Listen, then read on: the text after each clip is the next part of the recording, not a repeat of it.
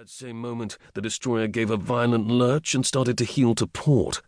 He fought his way into the lower deck, crunching his way across smashed crockery. "Get up top, everybody!" he shouted. "We're abandoning ship!" The white-faced stewards and sick berth attendants needed no urging. They began to file up the ladder.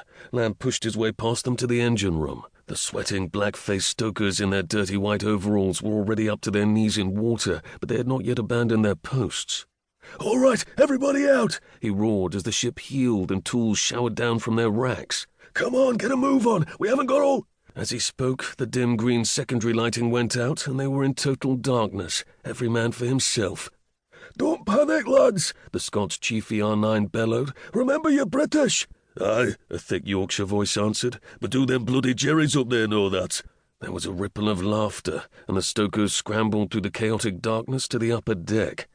Lamb made a last check as best he could, wading up to his waist through the icy North Sea water.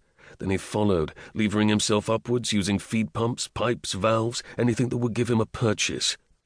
HMS Blackamoor was leaning over at a 45-degree angle, its derrick gear dangling into the oil-heavy swell like a monstrous fishing rod.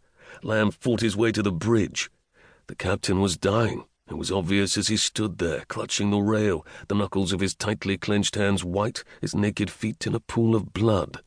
Behind him, the young coxswain was sobbing softly, the tears running down his smooth cheeks as he still attempted to steer the sinking ship. "Well?" the captain demanded through gritted teeth. "All out, sir. All who can be got out, sir."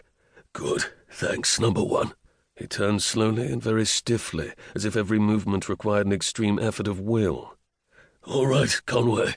You can go over the side now. You've done a good job. And stop bloody snivelling." "Aye, aye, sir. And thank you, sir." The coxswain let go of the wheel as if he had suddenly discovered it was red hot. A second later he was gone, pulling his shoes off as he ran to the side. "What now, sir?" Lamb asked. "What do you think?" "How do you mean, sir?" "I'm staying, number one." He stared challengingly at the younger officer. "But there are no buts, number one. Even if you did manage to get me off, this leg of mine would have to come off." He winced with pain. "And I don't fancy limping around with a tin pin for the rest of my natural while you young'uns get all the glory." Lamb swallowed, realizing as he spoke what he was committing himself to, and trying to keep his voice calm. "Then I'll stay with you, Captain."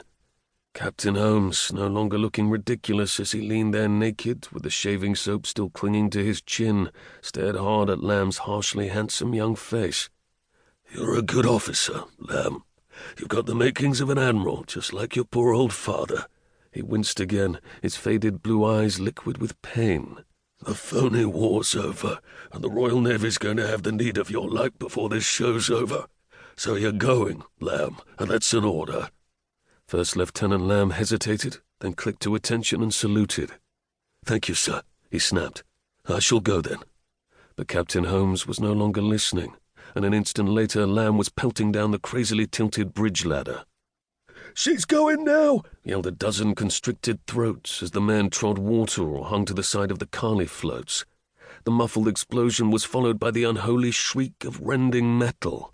Flames leapt from the destroyer's aft, colouring the sailors' stained faces blood red.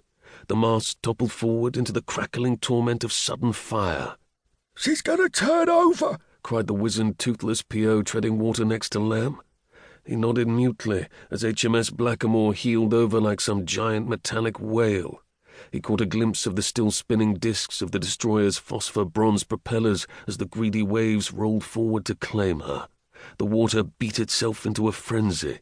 Lamb knew he should order the survivors to get further away, but he was mesmerized by the sight.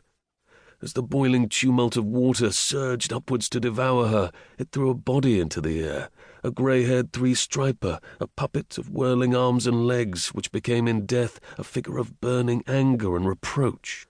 For a moment the dead sailor seemed to hang in the grey, steaming air, as if cursing all those who had survived to fight the new war. Then he was gone, and the ship too, and a suddenly alert Lieutenant Lamb was shouting frantically, "Pull away, lads! For God's sake, pull away before she drags the lot of us down with her!" 2. His Majesty's ship Rose. Lieutenant Commander Lamb read from the gleaming new brass nameplate on the refitted destroyer's quarterdeck. "Aye," said the small, brisk shipyard foreman, wearing the traditional badge.